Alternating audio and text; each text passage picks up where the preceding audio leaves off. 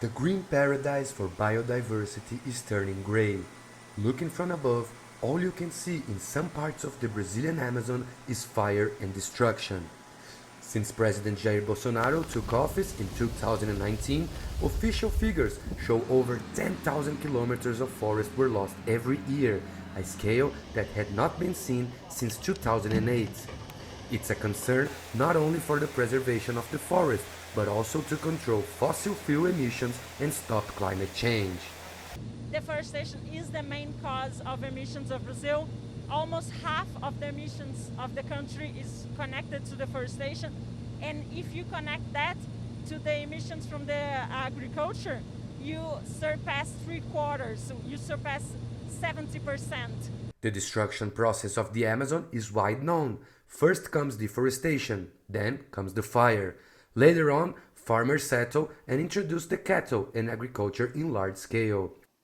In this process, many species lose their home at the world's most biodiverse ecosystem in the planet.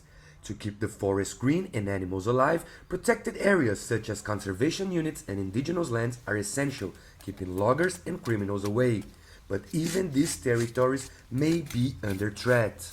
This week, the Amazon Institute, an NGO that uses satellite images to monitor the levels of deforestation, released a study that indicates an increase of 13% on illegal activities inside the protected areas over this last year. The new data of deforestation in the Amazon is released right at the beginning of the dry period in the region, and more fire occurrences are expected for the coming months. This critical scenario takes place days before Bolsonaro's speech at the UN General Assembly, where he is expected to address environmental issues and convince the world about his policies to protect the Amazon in the country. Activists warn that leaders from the international community and the big money should pressure the Brazilian government before it's too late. Countries, institutions related to the finance sector, the market in general, they should not be complicit with this destruction that's taking place in the Amazon right now.